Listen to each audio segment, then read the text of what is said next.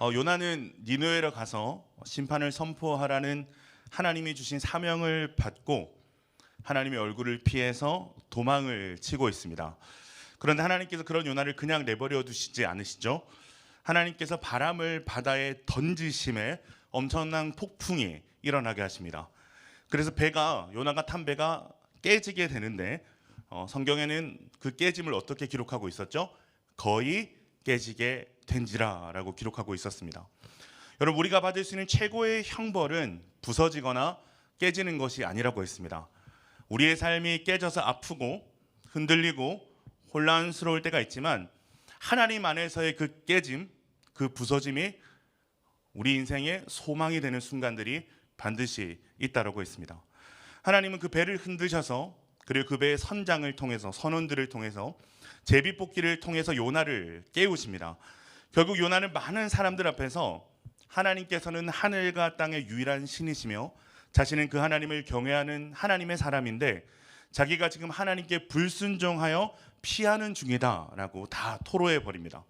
그리고 자신을 바다에 던지면 이 풍랑이 잠잠할 것이다라고 말하면서 나를 이 바다에 던지시오라고 이야기를 하는데 이 배에 탄 사람들이 참 좋은 사람들인 것 같아요.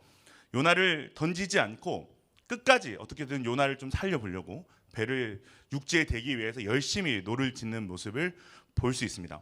자, 그런데 그렇게 노력을 하면 할수록 풍랑이 더 거세지고 결국 요나는 바다에 던져지게 됩니다. 그리고 그때 거짓말처럼 이 풍랑이 잔잔해지면서 배에 있는 모든 사람들이 하나님을 경외하게 되었다라고 기록을 하고 있습니다. 얼떨결에 요나가 사명을 감당하게 된 것이죠. 자, 그렇게 험난한 바다에 던져지면 이 불순종한 요나는 죽고 요나서는 끝이 나야 되는데, 그래서 요나가 불순종했기 때문에 하나님은 요나에게 죽음으로 책임을 물으셨다라고 결론이 나야 되는데 오늘 요나서에 나타난 하나님은 그러하신 분이 아니시죠. 요나를 향한 하나님의 계획은 달랐습니다. 하나님은 죽음의 문턱에서도 요나를 다시 한번 구원하십니다. 요나가 물에 던져지는 순간을 기다리셨다가 이미 예비하신, 영어로는 appointed, 지명하신 물고기로 던져진 요나를 건져내십니다. 여러분, 하나님의 얼굴을 피한 요나에게 나타난 영적 특징은 침체였습니다.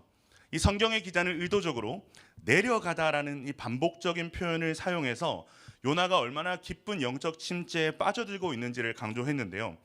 오늘 이 본문을 보면 요나가 그 침체의 가장 밑바닥에 와 있는 것을 우리가 발견할 수 있습니다. 1장부터 보면 요나가 욥바로 내려가고 그리고 배로 내려가고 배에서도 지하실로 내려가고 바다로 또 던져져서 내려가고 이제는 물고기 뱃속까지 요나가 내려가게 된 거죠.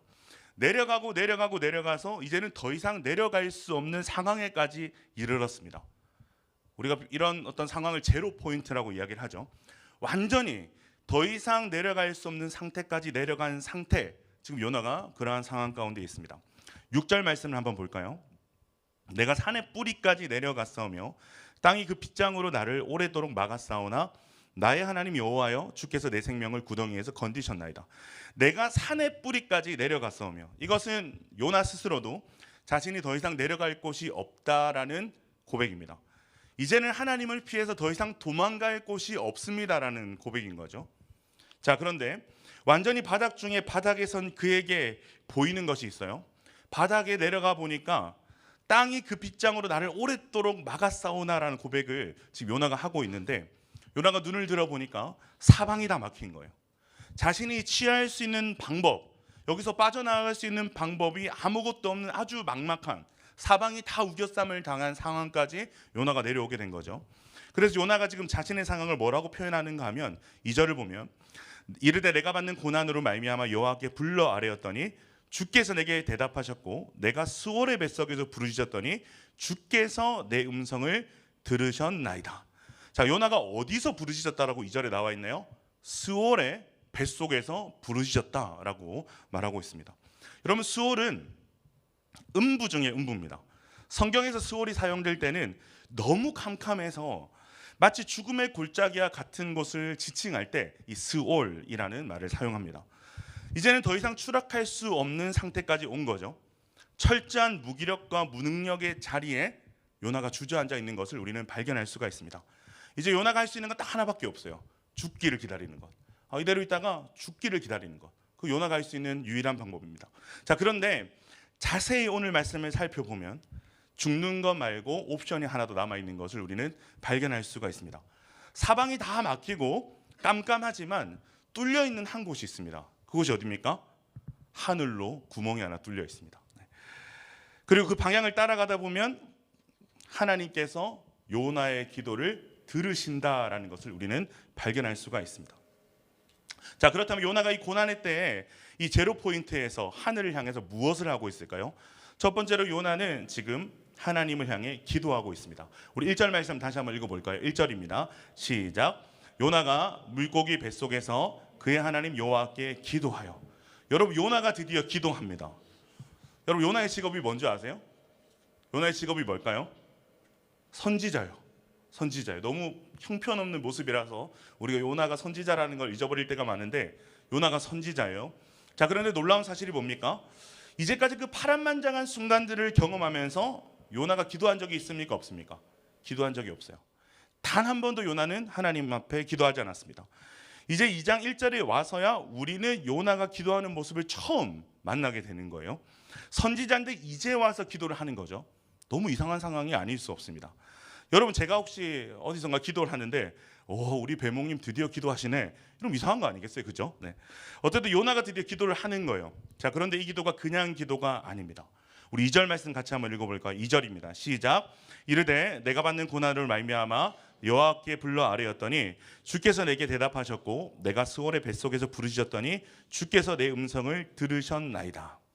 내가 스올의 뱃속에서 무엇을 했습니까? 요나가 부르짖었더니라고 성경은 기록하고 있습니다. 여러분, 부르짖는 기도는 어떤 기도일까요? 여러분, 어떨 때 부르짖는 기도를 하세요? 사실 우리 수영로 교회는 거의 기도의 한 90%가 다 부르짖는 기도라서 어떨 때 부르짖는 기도를 하나요라고 물어보면 거의 대부분 다 부르짖는 기도를 합니다라고 생각을 하실지 모르겠는데, 부르짖는 기도는요, 사실은 하나님 외에 다른 길이 없을 때 우리 입술에서 터져 나오는 기도가 부르짖음의 기도입니다. 그렇다고 꼭 악을 쓰고 소리를 고래고래 질러야만 부르짖는 기도가 되는 것은 아니에요. 이 부르짖음의 기도, 이 부르짖는 기도의 핵심은 하나님 앞에서 내 인생을 뒤집어 보는 데 있습니다. 뭐라고요? 하나님 앞에서 내 인생을 뒤집어 보는 데 있는 거예요. 모태신앙이고 교회에서 리더도 하고 나름대로 교회도 잘 다니고 있다고 생각을 했는데 어느 순간 내 모든 지나온 어떤 영적 발자취들이 뒤집어지는, 하나님 앞에서 뒤집어지는 그런 순간들이 있다는 거죠. 그런데 여러분, 우리가 예수님을 알고 그분을 구주로 믿는 가정에서는 반드시 우리의 존재를 뒤집어서 새로운 것이 되는 지점들이 있어야만 합니다. 요나는 지금 영적 잠에 빠진 선지자였습니다. 어쩌면 세상 사람들보다 더 둔하고 분별력이 없을 정도로 영적 잠에 깊이 빠진 사람이 요나인데요. 그런데 오늘 본문에서 요나가 영적 잠에서 깨어나기를 시작하는데, 드디어 하나님을 보고 기도하기 시작하는데, 그때 요나가 시작한 기도가 어떤 기도라는 거예요? 부르짖음의 기도라는 것입니다. 사랑하는 여러분, 그거 아세요? 부르짖음의 기도는 우리를 영적 잠에서 깨웁니다. 우리가 어떤 영역에서 둔하고 연약하고 침체되어 있든지 이 부르짖는 기도를 통해서 반드시 영적 회복과 반전을 경험할 수 있게 되는 것이죠. 자, 그리고 나서 요나가 행동했던 두 번째 행동이 무엇입니까? 4절을 보면 주의 성전을 바라보는 것, 이것이 요나가 했던 두 번째 행동입니다. 여러분, 요나는 원래 어떤 사람이었죠? 하나님의 낯을 피해서 계속해서 피하고 도망갔던 사람입니다. 히브리어에서의 낯은 그 대상의 존재를 뜻하기 때문에 낯을 피한다는 것은 쉽게 말해서 하나님이 부담스럽고 싫어서 하나님의 존재를 피한다는 겁니다. 하나님과의 관계를 좀 멀리하고 싶고 지금은 그냥 하나님과 관계없이 지내고 싶다는 의도적인 행동이 하나님의 낯을 피하는 것, 하나님의 얼굴을 피하는 겁니다. 하나님의 얼굴을 피한 요나는 침체와 침체를 거듭하다가 더 이상 내려갈 수 없는 영적 침체의 자리까지 오게 된 거죠. 사방이 암흑이고 더 이상은 소망이 보이지 않습니다. 그렇기 때문에 요나는 4절에서 자신이 주의 목전에서 쫓겨났다라는 고백을 하고 있어요. 여러분들, 이 말이 재밌습니다. 하나님 요나를 쫓아낸 적이 있습니까? 없습니까? 없어요. 하나님이 요나를 쫓아내시지 않고 계속 요나를 쫓아오고 계세요. 자, 근데 요나가 뭐라고 고백하고 있어요? 내가 주의 목전에서 쫓겨났다라고 이야기를 하고 있는 거죠. 분명히 자기가 하나님을 피해서 도망쳤는데 하나님의 목전에서 쫓겨난 것과 같은 심정인 겁니다. 여러분, 목전이 어디입니까? 눈앞이죠. 자, 그렇기 때문에 목전에서 쫓겨났다는 것은 하나님의 눈이 머물지 않는 곳, 하나님이 보이지 않는 곳으로 내가 쫓겨났다라는 의미가 되는 거예요. 자, 그런데 중요한 사실이 하나 있습니다. 하나님이 계시지 않는 것만 같은 곳, 하나님 목전에서 쫓겨난 곳이 요나가 어떤 곳이라고 지금 표현을 하고 있는 거예요? 스올이라고 표현을 하고 있는 겁니다. 사랑하는 여러분, 하나님의 얼굴을 우리가 피하는 그 순간부터 우리는 영적 내리막의 길을 걷게 된다라고 했습니다. 처음에는 몰라요. 그런데 시간이 지나면 지날수록 너무나도 뼈저리게 깨닫게 되는 사실이 있는데, 하나님을 떠나면 그곳이 지옥이구나라는 것을 우리가 깨닫게 되는 겁니다. 여러분, 이것은 성경에서도 증언해주고 있는 너무너무 중요한 진리입니다. 우리는 천국과 지옥을 어떠한 물리적인 공간으로 생각할 때가 많습니다.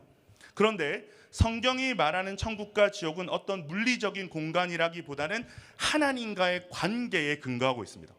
자, 그런 의미에서 지금 지옥이란 하나님이 계시지 않고 보이지 않는 곳을 의미하는 거죠. 하나님이 보이지 않아서 흑암과 혼돈만이 가득한 곳이 지옥이요 수월이다. 요나가 지금 이 중요한 영적 자각이 일어난 것입니다. 자, 그렇기 때문에 요나의 이런 영적 자각이 자연스럽게 무엇으로 이루어지게 될까요? 오늘 본문을 보면 하나님에 대한 갈망, 하나님의 임재를 사모하는 것으로 이어지고 있습니다. 우리 4절 말씀을 같이 한번 읽어볼까요? 4절 말씀입니다. 시작. 내가 말하기를 내가 주의 목전에서 쫓겨났을지라도 다시 주의 성전을 바라보겠다 하였나이다. 하나님이 계시지 않는 것만 같은 스올, 고통과 처절한 그 스올 속에서 요나가 영적으로 자각한 그 끝에 요나가 소원하고 결단하는 것이 무엇입니까? 주님, 제가 주의 성전을 바라보고 싶습니다라는 의지와 갈망이 지금 요나 가운데서 일어나고 있는 겁니다. 이 성전을 바라본다는 것은 여러 의미가 있습니다. 예배를 회복하는 것을 의미하기도 하고 하나님의 얼굴을 사모하는 것을 의미하기도 합니다. 그리고 하나님 자체를 사모하는 일을 이야기하기도 합니다. 그리고 그 하나님의 임재를 사모하는 일을 성전을 사모하는 것, 성전을 바라보는 것이다 라고 이야기를 하는 거죠. 지금 요나가 다시 주님의 성전을 바라본다는 이 고백은요, 너무나도 중요한 요나의 영적 지점을 말해주는 지점입니다. 요나가 계속해서 영적 잠에서 깨어나지 못하고 깊은 영적 잠에서 내려가다가 완전히 제로 포인트 가운데 더 이상은 소망이 없는 곳까지 내려갔을 때 다시 요나가 비상을 하기 위해서 시동을 걸고 있는 모습과 같기 때문입니다. 요나가 변한 거예요. 하나님의 낯을 피해서 계속해서 도망쳤는데 이제는 요나가 뭘 하고 있는 거죠? 자기가 그토록 피해왔던 하나님의 낯을 사모하는 거예요. 다시 하나님의 존재를 인정하고 그 존재 안으로 들어가기를 갈망하고 소원하고 결단하고 있는 것이죠. 여러분, 이것을 신학적 용어로 뭐라고 하는지 아세요? 여러분, 우리가 너무 잘 아는 단어입니다. 회개라고 하는 거예요. 이것을 회개라고 하는 거예요. 여러분, 회개는 후회가 아닙니다. 지나온 날들에 대한 우리의 잘못을 후회하는 것이 회개가 아니고, 회개는 후회를 시작으로 할지라도 하나님 앞에 돌이키는 그 방향의 전환 자체를 회개라고 합니다. 그렇기 때문에 회개의 마지막 지점에는 반드시 우리가 하나님을 만나게 되어 있습니다. 자, 그렇다면 이 회개의 끝에, 회개의 과정에는 무엇이 존재하고 있는가? 그것은 요나가 영적 비상을 하기 위해 가졌던 신앙의 태도 세 번째를 보면 알 수 있는데 바로 서원함입니다. 우리 9절 말씀 같이 한번 읽어볼까요? 9절입니다. 시작. 나는 감사하는 목소리로 주께 제사를 드리며 나의 서원을 주께 갚겠나이다. 구원은 여호와께 속하였나이다 하니라. 요나는 하나님의 말씀이 임하고 하나님께서 사명을 주셨는데도 그것에 응답하지 않습니다. 사명을 피하고 더 나아가서 하나님을 피해서 도망갔습니다. 여러분, 우리에게 사명이 없다라는 건 무엇일까요? 여러분, 사명이 있습니까? 여러분, 사명이 있나요? 우리 옆에 사람들 한번 물어볼까요? 당신 사명이 있습니까? 사명 좀 이야기해 주세요. 있으면. 네. 우리는 이 사명을 대단한 꿈, 뭔가 대단한 비전이라고 생각을 하는데 여러분, 사실 사명은 그런 게 아니에요. 사명은 내 삶에 하나님의 거룩한 뜻이 이루어지도록 사는 것이 사명입니다. 그렇기 때문에 사명이 없다라는 것은 내 삶이 하나님의 거룩한 뜻과 무관하다라는 것을 말해주는 아주 중요한 지표가 되는 겁니다. 그래서 사명이 없는 것은 여러분 가벼운 문제가 아닌 것이죠. 내 삶이 하나님과 상관이 없는 삶이 되고 있다는 증거가 되기 때문이죠. 그렇기 때문에 사명이 없는 사람들이 가지는 아주 드러나는 특징 중 하나가 무엇인가 하면 바로 영적 무기력입니다. 영적 무기력증입니다. 그러나 하루를 시작하면서 오늘 나의 삶이 하나님의 뜻에 응답되기를 사모하는 사람들의 삶은 반대로 어떨까요? 역동적일 수밖에 없는 거죠. 어떤 일을 하든 누구를 만나든 그곳에 하나님의 뜻, 하나님께서 내 삶에 주신 거룩한 동기와 의미가 부여되기 때문인데, 그런 사람들이 해석하는 땅의 일은 결코 땅의 일들로만 해석되지 않습니다. 땅을 살아가고 땅의 일들을 마주하고 땅의 일들을 겪고 있지만 그 사람들이 해석하는 땅의 일은 결국 뭐예요? 하나님으로 받은 그 거룩한 뜻이 이루어지길 원하는 하늘의 일로 해석되게 되는 것이죠. 그렇기 때문에 사명이 있는 사람들은 땅의 일을 해도 어떻게 하는 사람들입니까? 늘 하늘의 일을 하는 것처럼 하는 사람들이 사명자들입니다. 똑같은 일상을 살아가도 하늘의 일을 하는 것처럼 살아가는 사람들이, 그런 생각과 관점을 가지고 살아가는 사람들이, 그렇게 내 삶에 의미를 부여하고 사는 사람들이 사명자라는 거예요. 그렇기 때문에 그들의 일상은 늘 하나님과 맞닿아 있을 수밖에 없는 것이죠. 여러분, 그것이 사명자의 삶입니다. 그런데 요나는요, 이 사명을 등지기 시작하면서 어떤 것을 경험하죠? 자신의 영혼의 피곤하고 무기력함을 경험하게 됩니다. 우리 7절 말씀 같이 한번 읽어볼까요? 7절입니다. 7절 시작. 내 영혼이 내 속에서 피곤할 때에 내가 여호와를 생각하였더니 내 기도가 주께 이르렀사오며 주의 성전에 미쳤나이다. 네. 사랑하는 여러분, 하나님의 말씀을 머리로만 알지만 말씀이 어떻게 삶 가운데 실제가 되는지를 경험하지 못하는 성도는 늘 영적 피곤함에 시달립니다. 하나님의 말씀을 들을 때는 잠깐 좋을 줄 모르겠지만 그것이 우리의 삶을 이끄는 원동력이 되는 것을 경험하지 못하는 거죠. 여러분, 이런 신앙의 가장 큰 문제점이 무엇일까요? 왜 우리는 하나님의 말씀을 들으면서도 그것이 우리의 삶을 이끄는 힘이 되지 못할까요? 그런 사람들의 가장 중요한 문제점, 그 문제점의 시작은 무엇인가 하면 하나님을 생각하지 않음에 있습니다. 자, 그렇다면 그 영적 피곤함을 극복하는 방법이 뭐겠어요? 영적 무기력함을 극복하는 우리의 첫 번째 시도가 무엇이 돼야 되겠습니까? 7절을 보면 내 영혼이 내 속에서 피곤할 때에 내가 여호와를 생각하였더니.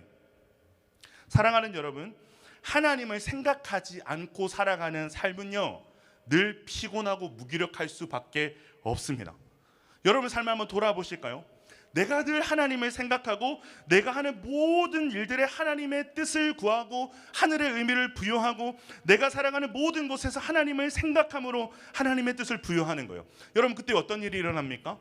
의미 없어 보였던 우리의 모든 일상, 그냥 지나치는 우리의 모든 일상들이 우리의 사명이 되는 것을 경험하게 되는 거죠. 요나는 말씀을 듣는 것에서 멈췄습니다. 그죠? 하나님의 말씀이 니느웨에 가서 심판을 선언해라라고 얘기했지만 요나는 듣는 것에서 멈춰서 하나님을 피해 도망쳤습니다. 말씀을 듣고 반응하고 행하는 데까지 못 나간 거죠. 그래서 그는 계속해서 영적 침체로 빠져들게 되고 지금 영적인 피곤함을 토로하고 있는 것입니다. 야고보서 1장에 보면 말씀을 듣기만 하는 것은 자신을 속이는 것이요 자신의 얼굴이 어떠했는지를 잊어버리는 행위라고 이야기합니다. 다시 한번 말씀드릴게요. 말씀을 듣기만 하고 행하지 않는 것은 자신을 속이는 것이요 자기의 얼굴이 어떠했는가를 잊어버리는 행위다라고 이야기하고 있습니다. 다시 말해서 말씀을 듣고 반응하지 않는 것은 내가 누구인지를 스스로 속이고 내가 무엇을 위해 살아가야 되는 사람인지에 대한 이 거룩한 부르심에 대한 자아상을 잊어버리는 일이 된다라는 거죠. 그러니까 평생을 신앙생활을 해도 세상에 나가면, 일상으로 나아가면 내가 누군지 계속 헷갈리는 거예요. 뭘 위해 살아야 되는 사람인지 계속 잊어먹는 거예요. 어느 줄에 서야 될지를 늘 고민하는 거예요. 세상과 하나님 사이에서 계속 줄다리기 하면서 우리의 영혼을 속이고 구원받은 자의 자리를 잊어버리게 하는 것, 그것이 바로 행하지 않는 것, 반응하지 않는 믿음이라는 사실을 우리는 기억해야 됩니다. 여러분, 그런 믿음이 힘이 있겠습니까? 힘이 없죠. 늘 무기력할 수밖에 없죠. 피곤할 수밖에 없죠. 공허한 거죠. 사랑하는 여러분, 하나님의 말씀에 반응하시기를 바랍니다. 말씀을 듣기만 해서 여러분들이 누구인지를 잊어버린 채 사는 일을 오늘 이 자리에서 끝낼 수 있기를 주님의 이름으로 축원드립니다. 우리는 요나의 마지막 영적 비상의 지점을 좀 주목해 볼 필요가 있는데, 하나님께 돌이켜 나아간 요나가 그 어두운 터널을 빠져나오는 마지막 지점이 어디에 있나 하면 놀랍게도 요나의 서원에 있습니다. 요나는 자신이 어떤 은혜를 받았는지, 어떠한 삶을 요청받았는지를 다시 그 물고기 뱃속에서 생각하게 된 거죠. 그리고 나서 이제는 내가 더 이상 이렇게 살지 않고 이 받은 은혜를 갚으며 살아내기로 결단을 한 겁니다. 사랑하는 여러분, 우리는 구원받은 자가 된 동시에 우리는 은혜의 빚진 자가 되었다는 것을 우리는 반드시 기억할 필요가 있습니다. 은혜의 빚진 자의 삶에 그렇기 때문에 늘 존재하는 것이 뭘까요? 서원을 행하는 모습이 존재하는 겁니다. 하나님의 뜻이 내 삶에 이루어지기를 소원하며 살아가는, 늘 은혜의 그 빚진 자가 결단하고 사모하는 사명이 서원에 있는 거죠. 그리고 그 변화가 우리를 영적 무기력과 영적 침체에서 벗어나 우리를 비상하게 하는 놀라운 지점이 된다는 것을 우리는 기억할 수 있어야 됩니다. 요나는 물고기 뱃속에서 아주 중요한 원리 하나를 배웁니다. 우리 8, 9절 말씀을 같이 한번 읽어볼까요? 8, 9절입니다. 시작. 거짓되고 헛된 것을 숭상하는 모든 자는 자기에게 베푸신 은혜를 버렸사오나 나는 감사하는 목소리로 주께 제사를 드리며 나의 서원을 주께 갚겠나이다. 구원은 여호와께 속하였나이다 하니라. 거짓되고 헛된 것을 숭상하는 것이 뭐라고 얘기하고 있어요? 하나님이 베푸신 은혜를 버린 것이다, 잊어버린 것이다 라고 얘기를 하고 있습니다. 우리 안에 하나님이 아닌 다른 것을 사랑하고 숭배하는 마음이 있는 자리에는 하나님이 베푸신 은혜를 가볍게 여기고 잊어버리는 모습이 같이 공존하고 있다는 거죠. 자, 그런데 요나가 다시금 그 은혜를 생각하고 기억하기 시작하자 그 칠흑하던 물고기 뱃속에서 어떤 일이 일어나는 겁니까? 감사의 예배가 회복되고 있는 것을 우리는 발견할 수 있습니다. 나는 감사하는 목소리로 주께 제사를 드리며 서원을 주께 갚겠나이다. 구원은 여호와께 속하였나이다. 아멘. 요나는 물고기 뱃속에서 감사함으로 하나님을 예배하기 시작하는 거죠. 하나님의 뜻대로 살아가리라고 하는 다시 한번 이 거룩한 결단을 하면서 나의 구원이 주님께 있음을 고백하며 하나님께 자신의 삶을 의탁하고 서원하는 일들이 지금 물고기 뱃속에서 일어나고 있는 거죠.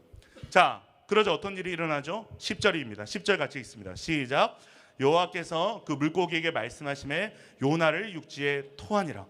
하나님께서 이 요나의 고백을 너무나도 기다렸다는 듯이 요나의 이 예배와 고백과 거룩한 서원과 결단이 하나님 앞에 고백되어지고 상달되자 물고기가 요나를 다시 그 니느웨 땅에 토하는 거죠. 사랑하는 여러분, 우리 인생에도 이 물고기 뱃속과 같은 어두운 시간이 있을 것이라 믿습니다. 그러나 이것은 동굴이 아니라 터널이기 때문에 반드시 끝나는 날이 우리 가운데 올 줄로 믿습니다. 무엇을 통해서 올까요? 무엇을 통해서 우리의 이 기나긴 어떤 터널과 영적 침체의 시간들을 벗어날 수가 있을까요? 오늘 요나서의 말씀을 보면 우리의 존재를 뒤집어 엎는 부르짖음의 기도의 시간을 통해, 하나님의 임재, 하나님의 얼굴을 바라보는 거룩한 사모함의 회복을 통해, 하나님의 말씀에 반응하고자 하는 거룩한 서원함의 결단을 통해 그 모든 상황 속에 도도히 흐르고 있는 하나님의 은혜와 구원의 손길을 우리가 발견하게 될 때 우리는 침체의 자리를 박차고 일어나 영적으로 비상할 준비를 할 수 있게 되는 것이고, 우리의 길고 긴 터널은 그 자리에서 끝이 나는 것을 우리가 경험하게 되는 것입니다. 오늘 이 기도의 시간 가운데 그러한 역사를 사모하고 경험하게 되시는 저와 여러분 되시길 주님의 이름으로 축원드립니다.